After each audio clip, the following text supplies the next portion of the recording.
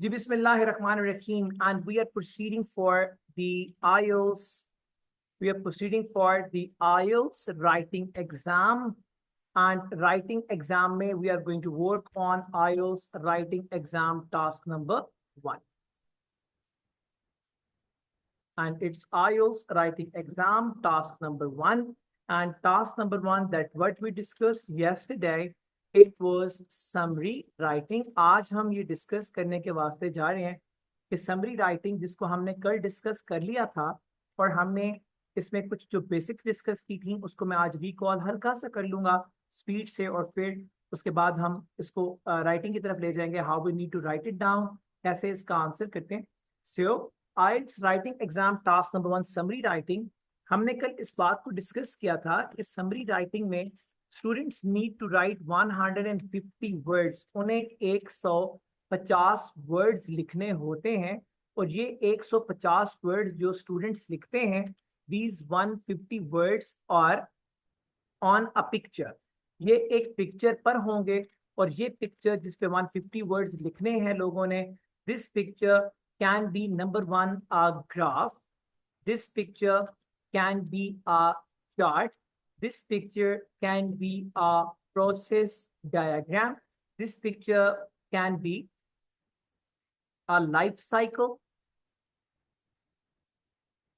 this picture can be a process diagram, this can be a life cycle diagram, this can even be a map, this can even be number 6 a pie chart, and even this can be a number 7 table as well. So any one out of these all pictures can be in exam. One out of them will be in exam. So a student has to write 150 words on a graph, on a chart, or he has to write 150 words on a process diagram, or he's required to write it down on a map or a pie chart or a table. So इनमें से कोई एक question exam में आएगा and we have to write 150 words on it.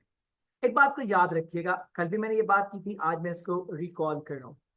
This specific summary, जिसको IELTS summary writing कहते हैं, this is a task of 20 minutes out of total 60 minutes of the writing exam. 60 minutes का total writing exam है और उन 60 minutes से 20 minutes are allocated by the examiner to this specific question that is known as summary writing for the academic students. और अगर कोई GT का students होगा तो ये summary writing क्या बन जाएगी, letter writing, और यही होगा 20 minutes out of 60 और यही होगा 150 words we need to write it down. This specific question will contribute 33% in the total 100% marks of the writing exam. So the contribution of this question will be 33% in the total 100% marks if we talk about the writing of summary and overall IELTS writing exam as well. अब हम चलते हैं एक step आगे, and how to answer would be the next thing that but we need to address. How to answer. How to answer. हमें answer कैसे करना है समरी के क्वेश्चन का. Now it is the thing we should discuss. जब हम बात करते हैं हाउ टू आंसर, कैसे आंसर करें इसको, तो आंसर करते हुए एक बात को याद रखिएगा, हम समरी के क्वेश्चंस को 5 स्टेप्स में आंसर करते हैं. We answer the summary question into 5 steps. 5 steps में हम इसको आंसर करेंगे. So these 5 steps must be kept in the mind. These 5 steps may include the step number 1. The first step, जो पहला step बच्चों कहलाएगा ना, the first step is known as mind making. पहला step कहलाता है mind making. What do you mean by mind making? हम जब अब पिक्चर को देखते हैं जो हमें एग्जाम में दी हुई है, we number 1 think and decide. We think and decide. What we think and decide, हम क्या सोचते हैं और decide करते हैं? Which trends, number 1, which information, number 2, which words, कौन से अल्फाज, which sequence, किस तरतीब में. We think and decide which trends we should write, are we going to write, which trends we are including number 2। दूसरी बात है which information we are including, हम कौन सी इंफॉर्मेशन डालेंगे। Number 3 which words we are using। मैंने कल बताया था कि synonyms and the condition words would be very very valuable when we talk about writing of the summary or the essay। तो हम essay writing तो summary writing की बात करते हैं तो vocabulary चूंकि एक हिस्सा है और vocabulary चूंकि एक पार्ट है एग्जामिनेशन की मार्किंग का आउट ऑफ 4 इन टोटल, तो हम ये डिसाइड करेंगे किन किन वर्ड्स को हम यूज करेंगे अपनी समरी में। फॉर एग्जाम्पल अगर प्रोसेस डायग्राम जो है वो बनी हुई है डिफॉरेस्टेशन पे, तो हमें पता होना चाहिए फिर अच्छा ये दरख्त कट रहे हैं तो हम इसके लिए चॉपिंग का वर्ड यूज कर रहे होंगे, है ना। ये बिल्डिंग गिर रही है तो हम इसके लिए डिमोलिशिंग का वर्ड यूज कर रहे होंगे। मेरी बात समझ में आ रही है। हम अगर एक जगह के ऊपर दूसरी चीज आ गई है, पहली चीज हट गई, तो हम यहाँ पे ट्रांसफॉर्मेशन या इसमें हम चेंज का वर्ड यूज करेंगे। तो we make our mind in step number 1 कि हमने किस ट्रेंड को, किन लाइंस को, किन वर्ड्स को हमने किस सीक्वेंस में यूज करना है अपने आंसर में। which sequence we need to adopt, हमने कौन सी सीक्वेंस अडॉप्ट करनी है। तो ये है आपका step number 1 of the summary writing. हम इस स्टेप नंबर 1 पे सिर्फ 2 मिनट्स लगाएंगे।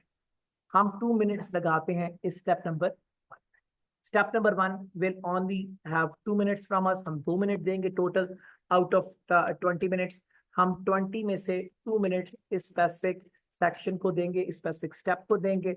एंड नंबर 3 नो पैराग्राफ, कोई पैराग्राफ नहीं होता है इस स्पेसिफिक स्टेप का, जिसको हम क्या कहते हैं, माइंड मैप।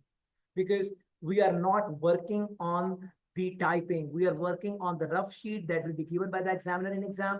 हमें एग्जामिनर जो रफ शीट देगा उसके ऊपर हम अपने आइडियाज को लिख रहे होंगे, अच्छा ये चीजें मैंने इसकी शामिल करनी है अपने राइटअप में। Once it was a manual exam, जब ये मैनुअल एग्जाम होता था तो हम अपने क्वेश्चन पेपर के ऊपर ही निशान लगा लेते थे, ये जगह मैंने इंक्लूड करनी है, इस स्पेसिफिक इंफॉर्मेशन को मैंने यहाँ लिखना है, मैं इन स्पेसिफिक जगहों पे कंडीशन वर्ड्स यूज कर रहा हूँ। मगर चूंकि अब कंप्यूटराइज एग्जाम है तो वो सारा काम जो पहले आप अपने क्वेश्चन पेपर पे करते थे अब आप कहाँ करेंगे, अब आप करेंगे अपने उस रफ पेपर पर या शीट पर जो आपको एग्जाम में एग्जामिनर प्रोवाइड करेगा।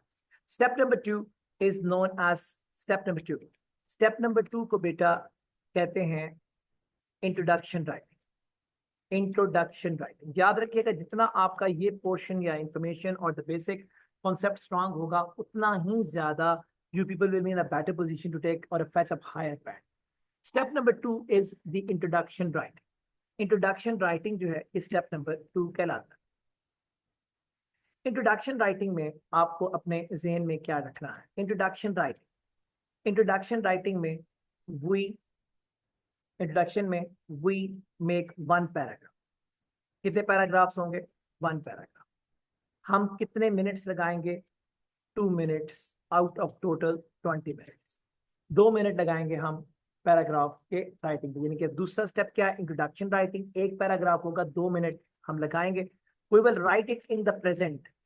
खाहे पिक्चर पर दिए हुए इंफॉर्मेशन पुरानी ही क्यों ना हो, पिक्चर पर दी हुई इंफॉर्मेशन खाहे पुरानी ही क्यों ना हो, कितनी ही पुरानी, 20 साल नहीं 50 साल पुरानी भी होगी, तो भी हम इंट्रोडक्शन हमेशा किस में लिखेंगे? Present tense. नंबर 4, हमारे पास टाइम कम है तो हम डिस्पाइट के, एक जमाना होता था ना, मेरे स्टूडेंट को बताता था पिक्चर को देखो यार, सोचो पिक्चर तुमसे क्या कह रही है, जो वो पिक्चर कह रही है वो इंट्रोडक्शन है। पिक्चर को तुम देखो, जो तुम अंडरस्टैंड कर रहे हो वो तुम्हारा इंट्रोडक्शन। पर इस सोचने पे भी ना मेरे बच्चे 5 मिनट लगाए। So I am out of it now, हाँ बाहर निकल। Always use paraphrasing method. Paraphrasing method. Always use paraphrasing method of writing introduction. Writing introduction. What is paraphrasing method? Writing introduction. हमेशा कौन सा मेथड यूज करें? Paraphrasing method. Paraphrasing method कौन सा method होता है? Rewording method. Rewording method. What is rewording method? याद रखिएगा, आपको एक क्वेश्चन दिया होता है, for an example the chart या the map is explaining the total number of changes which took place। for example मैं यहाँ लिख रहा हूँ first sentence। अब पैराफ्रेज या रीवर्ड किसको करना है? रीवर्ड करेंगे first sentence of the question. मिसाल के तौर पे मैं यहाँ पे इस तरह से लिखता हूँ, फर्स्ट सेंटेंस ऑफ क्वेश्चन था, for example, the highlights map highlights the net changes those took place in Rawalpindi in last 5 years from 2020 till 2025 full stop. Clear है नॉट? हमारा ये क्वेश्चन का पहला सेंटेंस था। अब मैं आपको क्या सिखाने जा रहा हूँ, रीवर्डिंग या पैराफ्रेजिंग मेथड जो मैं कह रहा हूँ यूज करना, उसका मतलब क्या है। अब ये पहला क्वेश्चन था, हमारे क्वेश्चन का पहला सेंटेंस था। अब मैंने इसको क्या कर दिया, दी मैप, अब मैप का तो कोई सिनोनिम है नहीं, दी मैप हाईलाइट्स illustrates क्या किया मैंने, रीवर्ड कर दिया हाईलाइट्स को। Clear?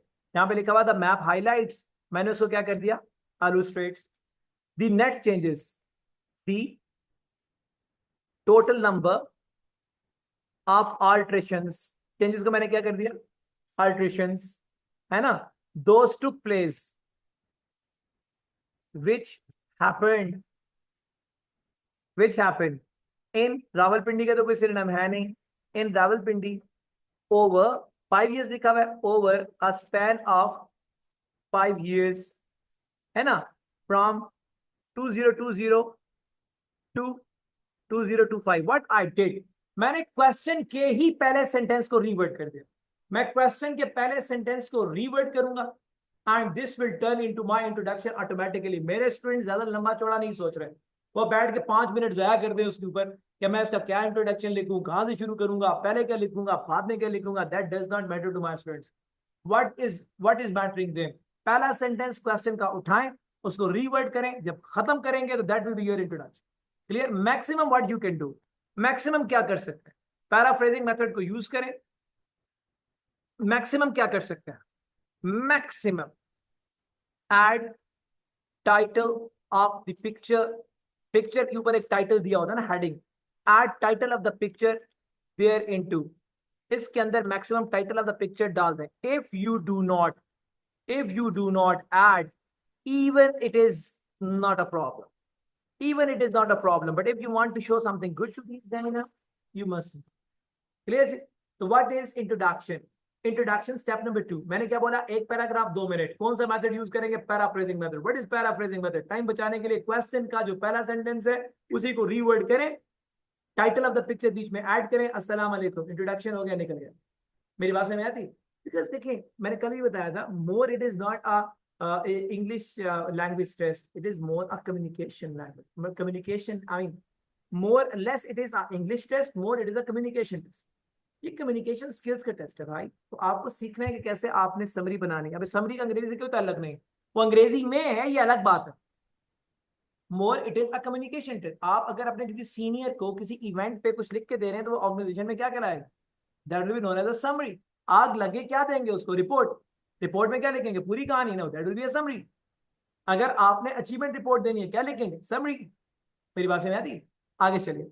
So now step number 2 is introduction writing, और मैंने बताया हमेशा प्रेजेंट टेंस में लिखेंगे, और जब प्रेजेंट टेंस में लिखेंगे तो सर ने फिर ये भी बता दिया कि प्रेजेंट टेंस में जब भी लिखेंगे तो स्टेप नंबर 3, आगे चल रहा हूं, मैंने बोला जब भी आप लिखेंगे इसको प्रेजेंट टेंस में तो पैराफ्रेजिंग मेथड को यूज कीजिएगा। पैराफ्रेजिंग मेथड क्या है, रिवर्डिंग मेथड है। रिवर्डिंग मेथड में आप किसको रिवर्ड करेंगे, first sentence of the question, add title of the picture your into. बहुत बड़ी बात हो तो बस, इससे आगे कुछ नहीं कर।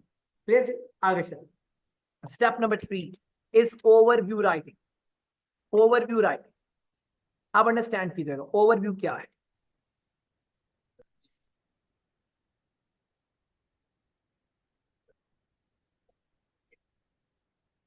ओके सुनाओ, step number 3 is overview writing.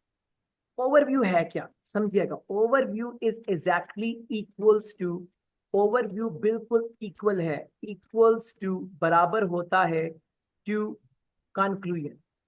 Overview हमेशा कंक्लूजन के बराबर होता है, इक्वल्स टू कंक्लूजन। कंक्लूजन क्या होता है, पूरी कहानी चलाते हैं आप, कछुआ और खरगोश लाइन में खड़ा करते हैं, उनको भगाते हैं, एक को सुलाते हैं, एक को रुलाते हैं, और जितवा भी किसको देते हैं, कछुए को। इतनी लंबी गर्दान के बाद आखिर में एक लाइन लिखी होती है, what is that? Slow and study wins the race. What is conclusion then? Conclusion is a quick refresher of what all we have discussed in the upper paragraphs. Conclusion क्या कहलाता है? A quick refresher. जो हमने ऊपर explain किया है उसका एक क्विक रिफ्रेशर है.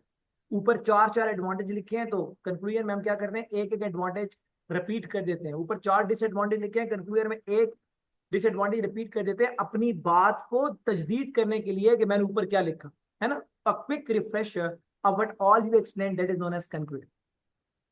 यहां पे स्टेप नंबर 3 पे आ गया ओवरव्यू. मैं कह रहा हूं ओवरव्यू इक्वल्स टू कंक्लूजन. अब आप नहीं सोच रहे होंगे सारी उम्र हमने तो कंक्लूजन एंड पे जाके किया कि दूसरे नंबर पे क्या लेने आ गया. मैं ये कहना चाह रहा हूं कि जो समरी आप लिखते हैं ना आइल्स के एग्जाम में, मोर it is an executive summary. Executive summary कौन सी होती है? आप जब अपने सीनियर बॉस को लिखते हैं ना तो पहले स्टेप में हमने लिखा इंट्रोडक्शन, खुदा ना खासा फैक्ट्री में आग लग गई. कंक्लूजन लगी क्यों थी, वजह क्या थी. अब आगे आप एक्सप्लेन करेंगे कि क्या हुआ था, किसने किया था, कब किया था, कैसे हुआ, किसकी नेग्लिजेंस.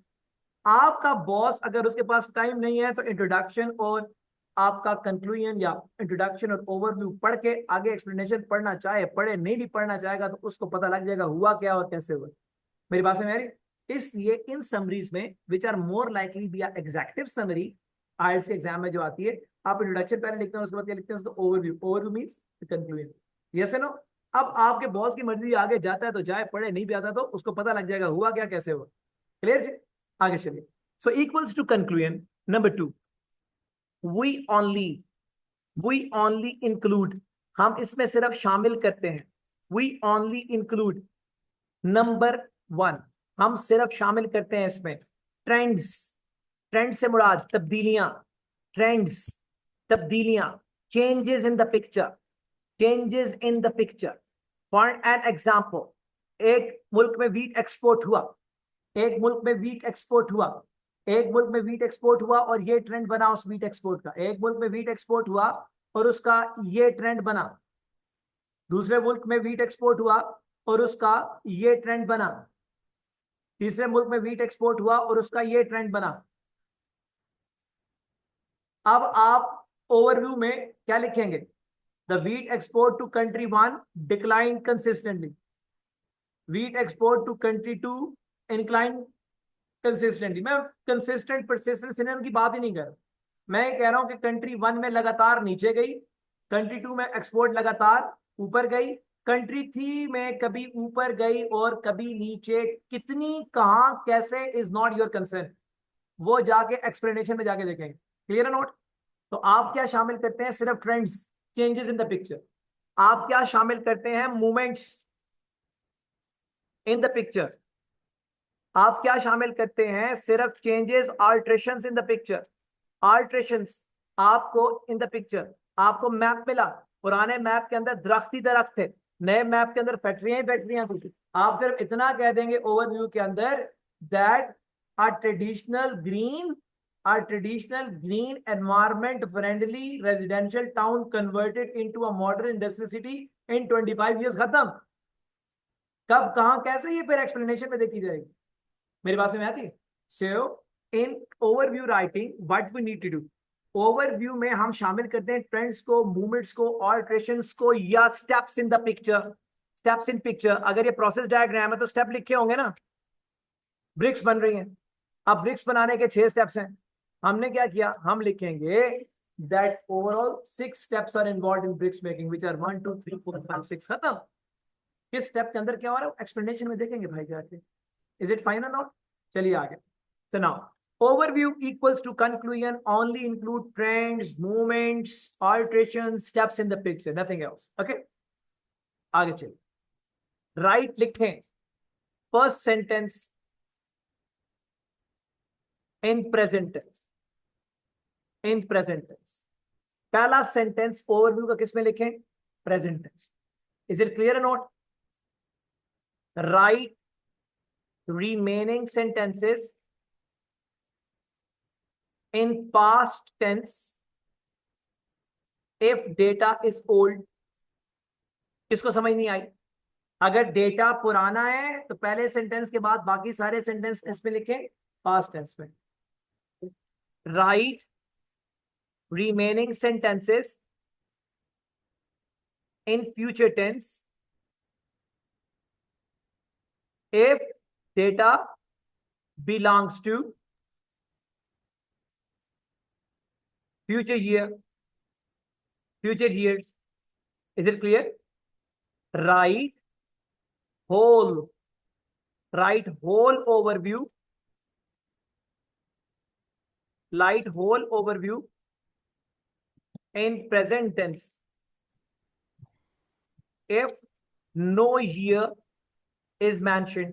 कोई साल नहीं दिया हुआ या करंट ईयर ही दिया हुआ है, तो सारे के सारे को आप प्रेजेंट टेंस में भी लिख सकते हैं. That is not a problem. Is it clear जी? आगे चलिए. एक पैराग्राफ होगा भाई, वन पैरा, एक पैराग्राफ होगा, one single para, one para will be there for this specific overview. Always start, हमेशा आपने स्टार्ट करना है. Always start with a word, एक वर्ड से शुरू होगा and that word is known as, that word, one word is known as, that specific one word is known as overall. That specific one word is known as overall. Come on, इस एक word से start होगा. What that specific word is? That specific word is overall. एक word से शुरू करेंगे and that word is overall. Is it clear or not? And we will spend 3 minutes. हम 3 minute लगाएंगे. We'll spend 3 minutes on writing. हम introduction के बाद, introduction के 2 मिनट के बाद 3 मिनट लगाएंगे ओवरव्यू पे. Yes no? Is it clear बच्चों? आगे चलिए. Step number 3 is over now. We are on step number 4. The step number 4 in your summary writing is known as step 4. It is known as explanation. Explanation, right? Explanation, right? And we would have, we will be working on 2 paragraphs. 2 paras. कितने paragraphs होंगे? 2 paragraphs. We will spend 10 minutes. हम कितने minutes लगाएंगे? 10 minutes.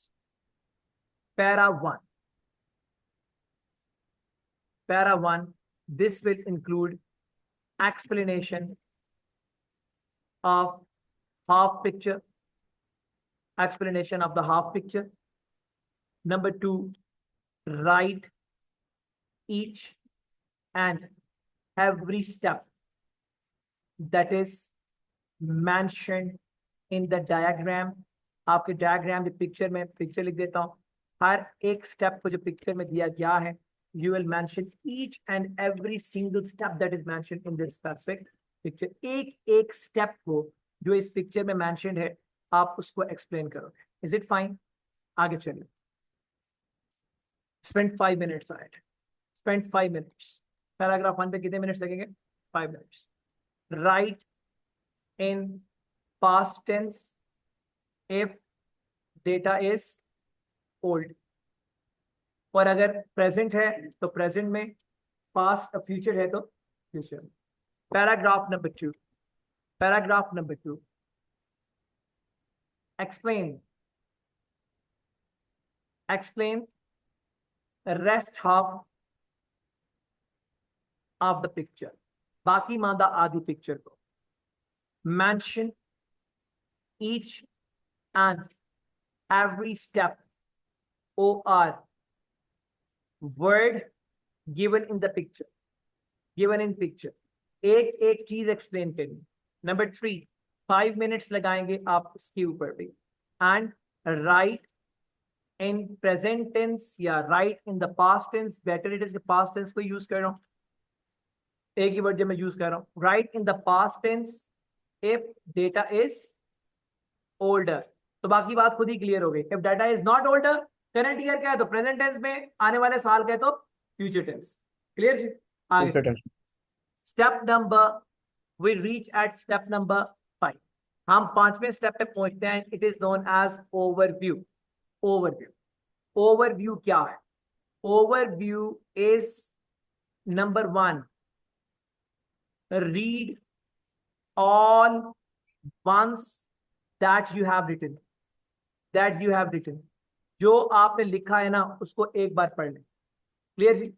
Remove करें any, remove any. Number 1, spelling error, remove any. Grammar error, yes or no? Remove any. Punctuation error, है ना, कि कमा वगैरह रहेगा, सबको रिमूव करें. अगर आप इनको रिमूव नहीं करेंगे ना, दीज ऑल मिस्टेक्स जो लिखने के दरमियान तो मिस्टेक्स थी, ये ब्लंडर्स बन जाएंगे, और ये मार्किंग के जब एग्जामिनर के पास आएंगे तो वो इस बात को बिल्कुल भी कंसिडर नहीं करेगा कि ये मिस्टेक थी. He will take it like these are not mistakes, these are the errors. मेरी बात समझ आ रही है? तो मिस्टेक्स एरर बन जाएंगे और आपकी गलतियां काउंट हो जाएंगे और नंबर्स खुदा ना खास्ता नहीं आएंगे. we will spend 3 minutes on this review. हम 3 मिनट लगाएंगे इस रिव्यू में. क्लियर जी? अब अगर मैंने जो लिखा है इन सारे स्टेप्स में, अगर मैं इसकी पैराग्राफिंग करूं, अगर मैं पैराग्राफिंग करूं जो मैंने सब कुछ लिखा है, तो मैंने ये कहा है कि समरी को आपने 4 पैराग्राफ्स में आंसर करना है. Paragraph number 1 is known as introduction. मैंने कहा है कि पैराग्राफ नंबर 2 जो है वो क्या कहलाएगा? ओवरव्यू. मैंने ये कहा है कि paragraph number 3 is known as explanation. मैंने क्या कहा है? Paragraph number 4 is also known as explanation. मैंने ये कहा है कि इंट्रोडक्शन में आप क्या करेंगे? You will spend 2 minutes. मैंने ये कहा है कि आप ओवरव्यू में विल स्पेंड 3 मिनट्स. मैंने ये कहा है कि आप एक्सप्लेनेशन के दोनों आई मीन पैराग्राफ्स में यू स्पेंड 5 मिनट्स. ठीक है जी, 5 मिनट्स. एंड देन मैंने ये बताया है कि एक्सप्लेनेशन 2 में भी आप कितने मिनट्स लगाएंगे? 5 मिनट्स. Clear note? अब जब हम बात करते हैं 5 मिनट्स लगाने की, तो इसका मतलब ये हो गया कि इट इज 2 आउट ऑफ 20. जब हम ओवरव्यू खत्म करेंगे तो we should be at 5 out of 2 out of 20. जब हम इसको खत्म करेंगे इस ओवरव्यू को, we will be at 5 out of 20 minutes. Yes no? इसका मतलब है जब मैं एक्सप्लेनेशन 1 खत्म करूं तो लॉजिकली मुझे कहां पे होना चाहिए? 10 आउट ऑफ 20 मिनट्स. इसका मतलब ये है कि जब मुझे एक्सप्लेनेशन 2 खत्म करनी है तो where I should be 15 out of 20 minutes. तो मैं आ गया राइटिंग टाइम की. अगर मैं बात करूं तो राइटिंग टाइम मेरा कितना होगा? The writing time for summary, this will be, the writing time for summary is 15 minutes. 15 minutes out of the 20 minutes allocated by the examiner. So where are the rest of the 5 minutes? Then I'm saying that 2 minutes will be for initial